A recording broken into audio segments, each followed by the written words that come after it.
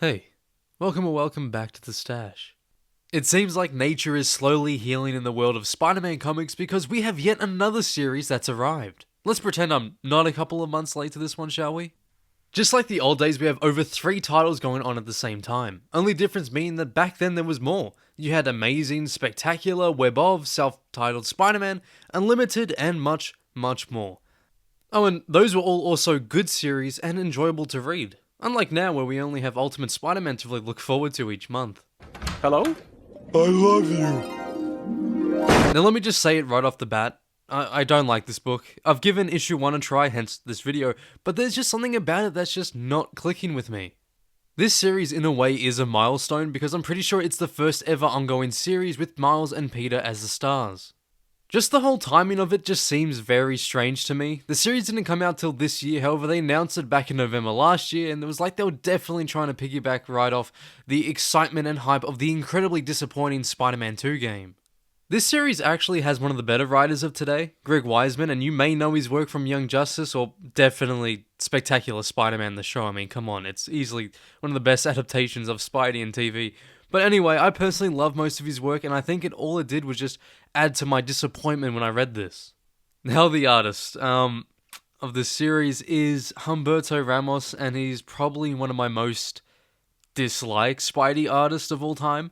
I will give him credit that his work now is nowhere near as much of an assault on the eyes as it used to be. I mean, like, what the hell is this webline even doing? But it still is normal style here, and I hate it. I hate it so much. I know he has fans, obviously, so I'm sorry if that offended you, or, you just like his work, but it's just not for me. I hate the way he draws people, especially Spider-Man. It looks like their ribcage is ready to burst out, and what is with his feet? Not to mention, his Peter Parker design is probably the most basic and most boring look I think the character has ever had. And as you can tell, whenever I see his name attached to a book, it's pretty safe to say I'm unenthused about it. Now, before we get into the story, I just wanted to take a quick second to let you all know that we are trying to reach 1,500 subscribers before the end of the month, and with your help, I know we can do it. So if you're new around here and like Spidey or just comic content in general, feel free to stick around and maybe hit that subscribe button. Oh, also, we do have a channel membership for a very small price with a bunch of cool little perks down below. It's there in case you wanted to support the channel in the extra way, but with all that being said, I think it's time we get back in the video. So one of my complaints for this issue and the story is just how messy and hard to follow it can be. Every 2 seconds it switches scenes, and it's either past to present events of Miles and Peter, or just a whole different thing altogether. Now, in one of the scenes, Miles' friend finds this flyer which he later calls up on about their offer, but here it says it's a brand new software. Now, I am guessing that, these random scenes that we're forced to bear witness to, even though it majorly breaks up the flow of the story, are other people who signed up for this software. We got a man perplexing a courtroom, another guy giving a performance of a lifetime, and a woman who broke off her thing to be with someone else. Now, if I'm being honest here, this issue's layout just feels like Greg was trying way too hard to just copy Pulp Fiction's out of order story, and in turn, it just failed massively.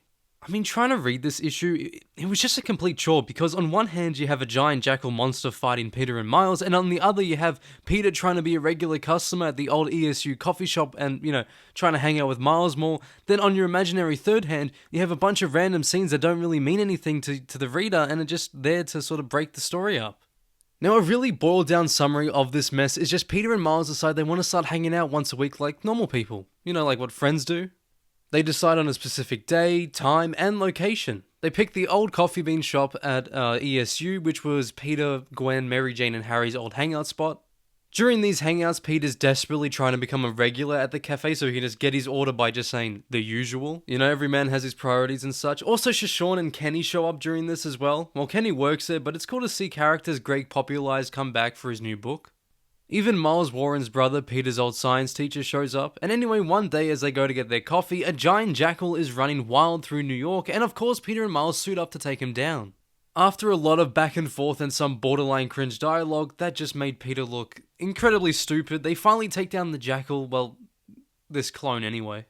Later on, they manage to find an old lab from the jackal and discover that someone has died at the scene, leaving yet another mystery to be solved.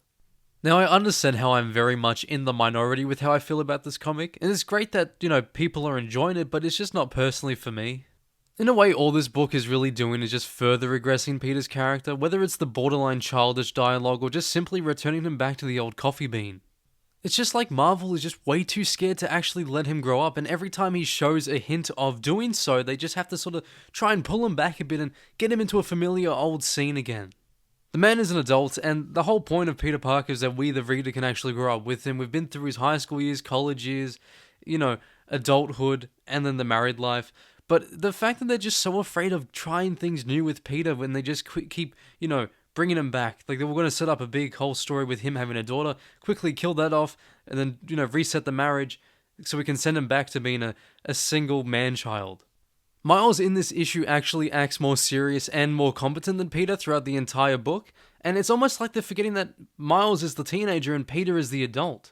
I can see it from the standpoint of Miles and Peter are acting like that on purpose, as Peter's hanging out with a kid and Miles is hanging out with an adult, and then eventually they'll evolve their relationship, but it just sort of seems so weird and forced. Now, I thought Miles was written okay in this. As I said before, he was the more mature one out of the two, and actually seemed like he actually was the only one that was bothering to try and stop the Jackal properly, because Peter just would not shut up about anything. He'd make a joke about anything, even while the Jackal was just running rampant through New York and causing so much property damage and endangering the lives of so many civilians. So in this one, if it wasn't for Miles, Jackal could have done way worse. But speaking of Jackal, I'm not really sure if I'm really, big on another story about him either. In my opinion, it felt like he was a character who should have just been done after the Clone Saga. And in many ways, that story just capped him off as a character, and if he just keeps coming back as a villain, it just feels a bit mundane. But I'm guessing that he is going to be the main villain, obviously with the setup they just did at the end of this issue, but also because Gwen Stacy is meant to come back later on in the series, which I'm guessing is yet another clone. What's the point? It's like there's a few things that are just guaranteed within a Spider-Man title whenever they get bored. Regressing Peter's character, bringing back a villain that needs to just stay dead, and a clone. A clone is necessary at all times. I just don't think Marvel understand how much they've actually ruined the death of Gwen Stacy's storyline because of the amount of times they've brought it back. Even if it's just a clone, it's still, after a while it diminishes the whole point of that story and the meaning it had on Peter.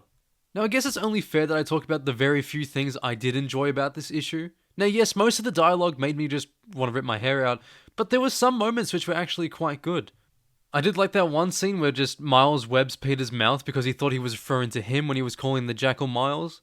And the other one, although repetitive at times, the Kenny scenes were probably the best in this issue. I enjoyed that scene where Peter was just trying to teach him his go-to coffee order with all the attempted fails. And then one time he got his name mistaken for Paul.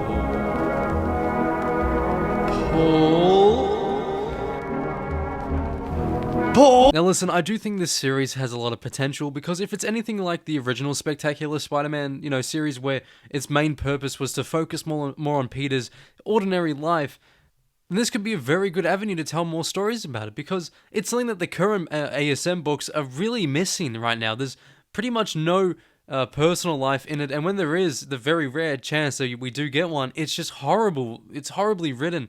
So I'm hoping that Greg can sort of just focus more on Peter and Miles and their personal life and just stay clear of their superhero stuff. But I doubt that. If issue 1 is a great indicator that it's not going to be like that.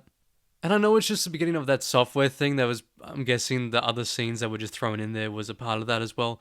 But again, it's another thing that I'm just not really interested in. It doesn't really do much for me. We already did this weird sort of virtual reality thing back in the 90s when we had Stunner with Doc Ock and stuff like that. It's already been done before, and it's probably going to be done, it'll probably be done better than it is now. Now, going into this issue, I did keep a very open mind, and all I really wanted from it was just to give us some new things, just some new ideas for Peter and Miles' personal life, but if anything, all it did was just the very opposite of that and regress the character even more, like I mentioned before. We took a step forward when we have an issue, or a series, I should say, dedicated to their personal life, but then we take 5 steps back when you take Peter back to the old coffee bean and just have him act like a child for the entire issue.